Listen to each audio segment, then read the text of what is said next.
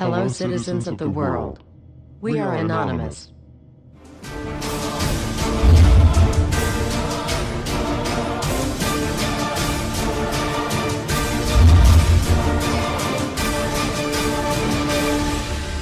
Guess what, world? We are back. Everywhere you look, corruption. We continue to fight pointless wars over lies, and we are killing innocents and letting our children die in wars just to ensure the Federal Reserve can continue their petrodollar scandal. We are sitting idly by while these crooks continue to loan fake money out to us at interest, stealing our homes, and enslaving our children. Let me make this extremely clear to all of you listening. Many corporations, especially the Federal Reserve, used the government to steal $17 trillion from your children. Your children did not have that money. They are now debt slaves. These people have stolen money from your children that are not even born yet, and sold their freedoms. They have enslaved you and many around the world. Wake up, world. And they did all of this by counterfeiting money and loaning it out at an interest. They have stolen hundreds of trillions from people around the world. Have you heard about Microsoft's Xbox manufacturers in China? They had to install suicide nets outside their buildings to ensure their employees don't jump out of the window to commit suicide. These are the conditions your children in the US will be working under when the debt is soon owed, and it will be owed. It is not a matter of if it will be owed, but it is just a matter of when. And it will happen as soon as the United States economy collapses, which will happen very, very soon. And if you think because you do not live in the United States this does not affect you, you are wrong. And you are next. The only way we can stop this is if we all unite together and fight it. People of the US are waking up to the Federal Reserve scandal, and the powers that be are currently afraid of retaliation. And that is precisely why they trying everything they can to disarm us. You know how the media has been saying gun violence has been out of control and at an all-time high. They are not simply twisting the truth here or exaggerating. They are absolutely bold-faced presenting lies to you. First off, realize, gun violence in the United States has always been shockingly low. And gun violence has dropped by 49% in the last 11 years. The already absurdly low gun violence in America has literally dropped in half. In half. The fact they are saying that it is at an all-time high perfect demonstrates how biased the government and the media is. If this doesn't prove to you that they have an agenda, then nothing will. Do you remember how the media keeps repeating that there has been 74 school shootings since Sandy Hook? Those 74 shootings were not even mass shootings like they claim. Most were suicides and none of them even took place at a school. Not a single one. They are presenting lies to you, America. When will you wake up? At some point you have to ask yourself, why would the government fake 74 mass school shootings involving children? If they get our guns, we will lose the fight against them. And they will take away absolutely all of your freedoms and you and your children will be forever slaves. And don't forget they purposefully put you and your children into that debt. And because the Federal Reserve is present in all countries, the other countries of the world are next soon after. This plan is called the New World Order. It is the same New World Order the Vice President of the United States called for on national TV a month ago. He said we need to strive for and complete the New World Order. This is also the same New World Order President George Bush and President Kennedy said is our country's lifetime goal. And the same New World Order George Bush said on national TV said will happen no matter what we do, and we cannot prevent it. This has all been a long-time plan. The Federal Reserve and their partners want complete control of humanity. We cannot let this happen. They want to rule over us, like kings and queens. And humanity will be forever lost to enslavement by a bunch of tyrants who have publicly admitted they want to kill off the majority of the population so the masses are easier to control.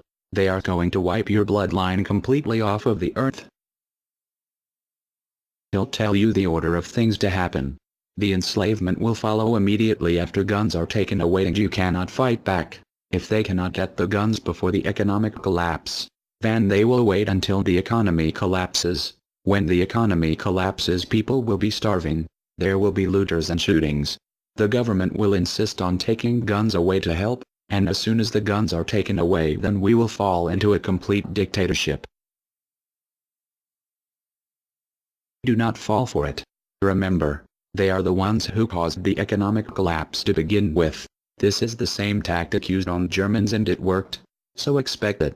As soon as the economy collapsed and the masses were starving, the German government asked the people to give up their rights and they listened. And then eventually the government was throwing the naked masses into giant burning hot ovens for mass execution. Do not give up your rights. Do not give up your guns. Fight back, as they were the ones who caused the problem. Just so you know, the people who are behind this Federal Reserve scam and New World Order are the same ones who funded Hitler's campaign. Make no mistake, these people are as brutal as Hitler himself, even more brutal. In fact, now we are going to show you some. Assuming America grows some balls and we win, we will need an overall plan. We have come up with a perfect plan. This plan offers extraordinary possibilities. It will make for the most beautiful and free world you can ever imagine. If we are successful, we can leave a much better for our children. A beautiful world. Watch every minute of the rest of the video. Do not skip a single bit of it, as it is all important. If this one video gets out to and can change the world, this is your opportunity to make a difference. Please share this video. What you want with it, get paid for the views. We don't care. Just get the message out there for the world to see. Now sit back and relax, enjoy the movie.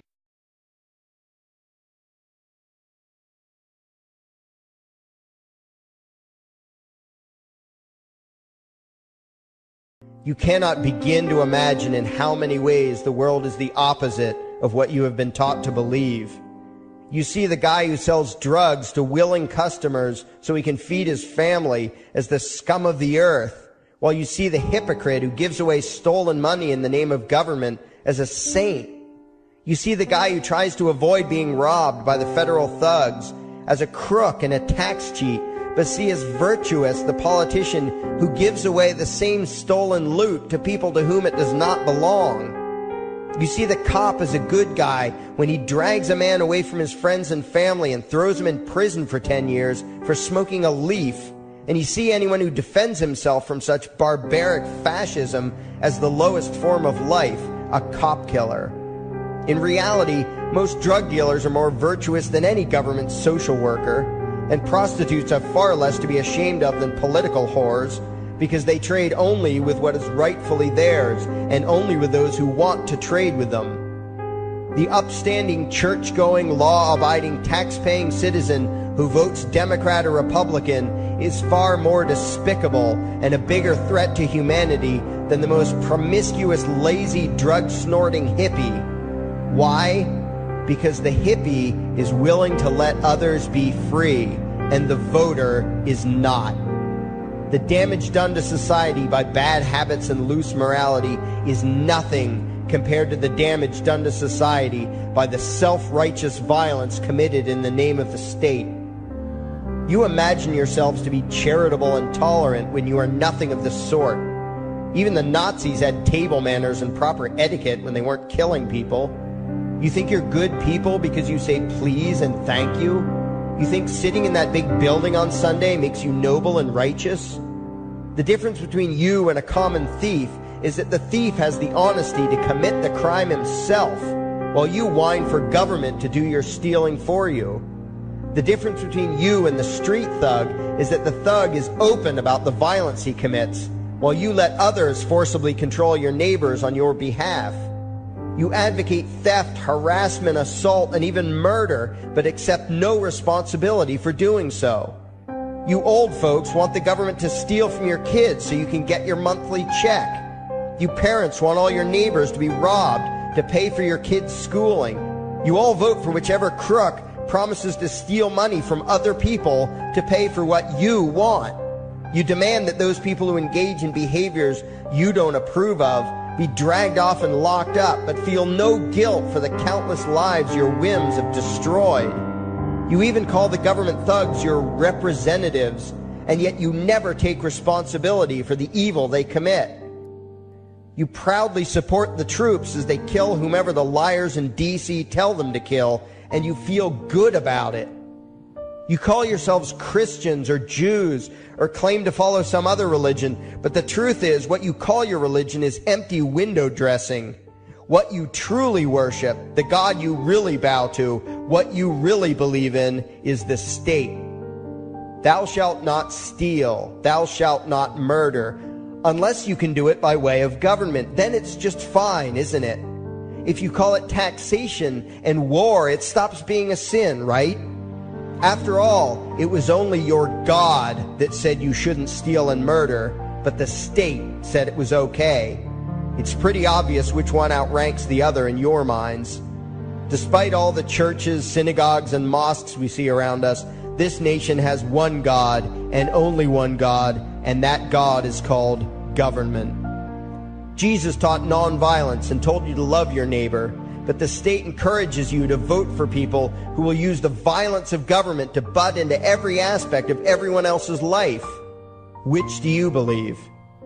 To those about to stone a woman who had committed adultery, Jesus said, "Let him who is without sin cast the first stone." But the state says it's perfectly fine to lock someone up if they do something you find distasteful, such as prostitution. Which do you believe? The Christian God says, "Thou shalt not covet," but coveting is the lifeblood of the beast that is the state. You are taught to resent, despise, and hate anyone who has anything you don't have. You clamor for the state to tear other people down, steal their property, and give it to you. And you call that fairness. The Bible calls it coveting and stealing. You are not Christians. You are not Jews. You are not Muslims. And you certainly aren't atheists. You all have the same God, and its name is government. You're all members of the most evil, insane, destructive cult in history.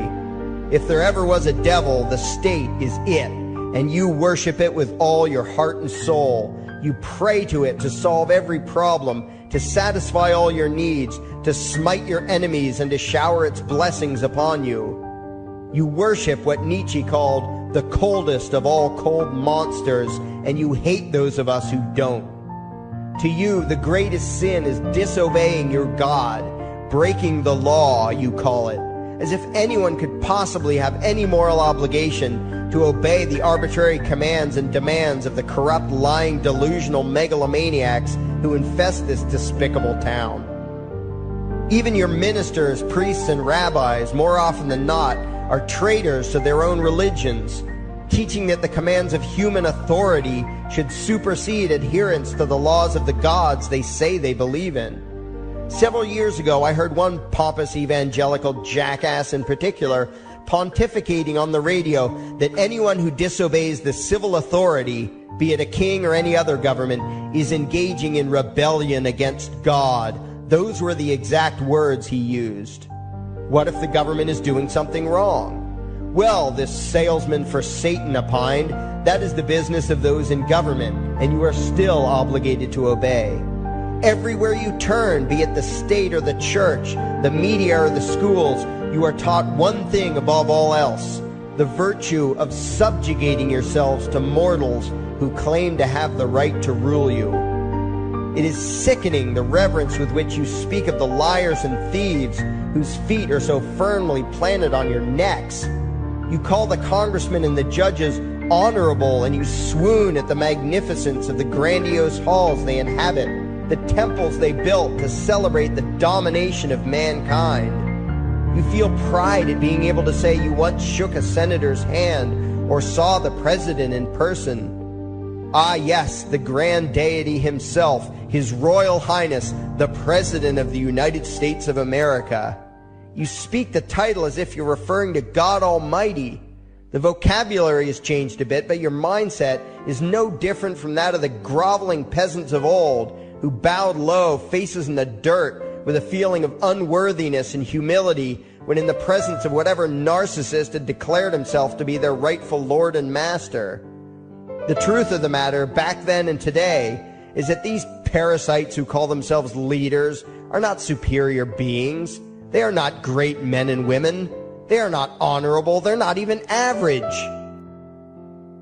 The people who earn an honest living, from sophisticated millionaire entrepreneurs to illiterate day laborers doing the most menial tasks you can imagine, those people deserve your respect. Those people you should treat with courtesy and civility. But the frauds who claim the right to rule you and demand your subservience and obedience, they deserve only your scorn and contempt. Those who seek so-called high office are the lowest of the low. They may dress better, have larger vocabularies, and do a better job of planning out and executing their schemes, but they are no better than pickpockets, muggers, and carjackers. In fact, they are worse, because they don't want to rob you of just your possessions. They want to rob you of your very humanity, deprive you of your free will, by slowly leeching away your ability to think, to judge, to act, reducing you to slaves in both body and mind. And still you persist in calling them leaders. Leaders? Where is it that you think you're going exactly that would require you to have a leader? If you just live your own life and mind your own damn business, exercising your own talents, pursuing your own dreams, striving to be what you believe you should be, what possible use would you have for a leader? Do you ever actually think about the words that you hear, the words that you repeat? You parrot oxymoronic terms such as the leader of the free world, even pretending for a moment that there is some huge journey or some giant battle that everyone in the entire nation is undertaking together that would require a leader. Why would you ever think, even for a moment, that the crooks that infest this town are the sort of people you should listen to or emulate or follow anywhere? Somewhere inside your mostly dormant brains, you know full well that politicians are all corrupt liars and thieves, opportunistic con men, exploiters, and fearmongers. You know all this, and yet you still speak as if you are the ones who are the stupid, vicious animals, while the politicians are the great, wise role models, teachers, and leaders without whom civilization could not exist. You think these crooks are the ones who make civilization possible? What belief could be more absurd? Yet when they do their pseudo-religious rituals, deciding how to control you this week, you still call it law, and continue to treat their arbitrary demands as if they were moral decrees from the gods that no decent person would ever consider disobeying. You have become so thoroughly indoctrinated into the cult of state worship that you are truly shocked when the occasional sane person states the bleeding obvious. The mere fact that the political crooks wrote something down and declared their threats to be law does not mean that any human being anywhere has the slightest moral obligation to obey. Every moment of every day, in every location and every situation, you have a moral obligation to do what you deem to be right, not what some delusional bloated windbag says is legal. And that requires you to first determine right and wrong for yourself, a responsibility you spend much time and effort trying to dodge. You proclaim how proud you are to be law-abiding citizens and express your utter contempt for anyone who considers himself above your so-called laws, laws that are nothing more than the selfish whims of tyrants and thieves. The word crime once meant an act harmful to another person. Now it means disobedience to any one of the myriad of arbitrary commands coming from a parasitical criminal class. To you, the term crime is nearly synonymous with the word sin, implying that the ones whose commands are being disobeyed must be something akin to gods, when in truth they are more akin to leeches. The very phrase, taking the law into your own hands, perfectly expresses what a sacrilege it is in your eyes for a mere human being to take upon himself the responsibility to judge right from wrong and to act accordingly, instead of doing what you do, unthinkingly obeying whatever capricious commands this cesspool of maggots spews forth. You glorify this criminal class as lawmakers and believe that no one is lower than a lawbreaker, someone who would dare disobey the politicians. Likewise, you speak with pious reverence of law enforcers, those who forcibly impose the politicians' every whim upon the rest of us. When the state uses violence, you imagine it to be inherently righteous and just, and if anyone resists, they are, in your eyes, contemptible lowlifes, lawless terrorist criminals. like the lawless terrorist criminals who helped slaves escape the plantations, like the lawless terrorist criminals who helped Jews escape the killing machine of the Third Reich, like the lawless terrorist criminals who were crushed to death under the tanks of the Red Chinese government in Tiananmen Square, like all the lawless terrorist criminals in history who had the courage to disobey the never-ending stream of tyrants and oppressors who have called their violence authority and law. And that includes the lawless terrorist criminals who founded this country. Everything you think you know is upside down, backwards, and inside out. But what has to take the cake, the height of your insanity, is the fact that you view as violent terrorists the only people on the planet who oppose the initiation of violence against their fellow men. Anarchists, voluntarists, and libertarians.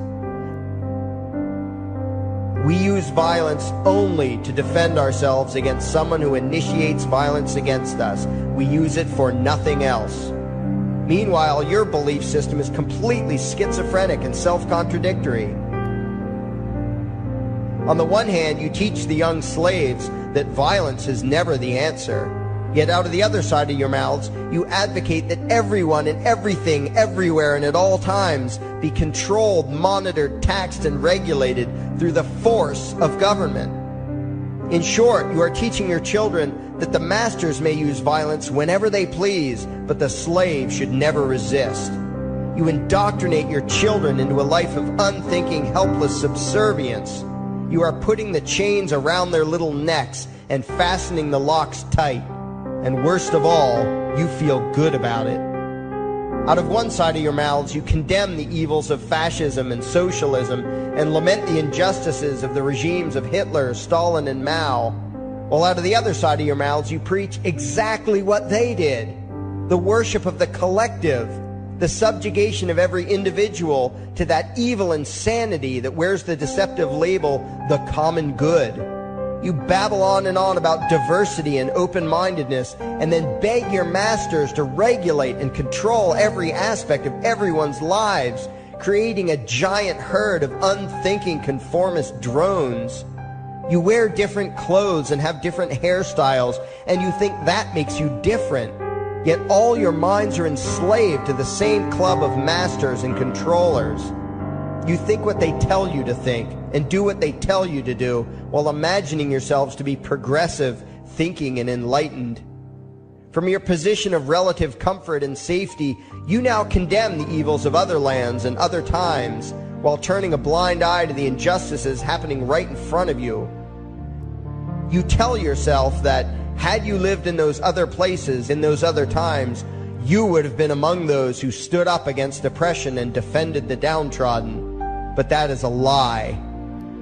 You would have been right there with the rest of the flock of well-trained sheep, loudly demanding that the slaves be beaten, that the witches be burned, that the nonconformists and rebels be destroyed. How do I know this? Because that is exactly what you are doing today. Today's injustices and oppressions are fashionable and popular, and those who resist them, you tell yourselves, are just malcontents and freaks, people whose rights don't matter, people who deserve to be crushed under the boot of authority. Isn't that right? You bunch of spineless, unthinking hypocrites, look in the mirror. Take a good look at what you imagine to be righteous and kind. You are the devil's plaything. The crowds of thousands wildly applauding the speeches of Adolf Hitler, that was you. The mob demanding that Jesus Christ be nailed to the cross, that was you. The white invaders who celebrated the wholesale slaughter of those godless redskins, that was you. The throngs filling the Colosseum, applauding as the Christians were fed to the lions, that was you. Throughout history, the perpetual suffering and injustice occurring on an incomprehensible scale, it was all because of people just like you. The well-trained, thoroughly indoctrinated conformists, The people who do as they're told, who proudly bow to their masters, who follow the crowd, believing what everyone else believes and thinking whatever authority tells them to think. That is you. And your ignorance is not because the truth is not available to you. There have been radicals preaching it for thousands of years. No, you are ignorant because you shun the truth with all your heart and soul. You close your eyes and run away when a hint of reality lands in front of you. You condemn as extremists and fringe kooks those who try to show you the chains you wear because you don't want to be free. You don't even want to be human. Responsibility and reality scare the hell out of you, so you cling tightly to your own enslavement and lash out at any who seek to free you from it. When someone opens the door to your cage, you cower back in the corner and yell, "Close it, close it." Well, some of us are finished with trying to save you. We've wasted enough effort trying to convince you that you should be free. All you ever do is spout back what your masters have taught you, that being free only leads to chaos and destruction, while being obedient and subservient leads to peace and prosperity. There are none so blind as those who will not see. And you nation of sheep, would rather die than see the truth.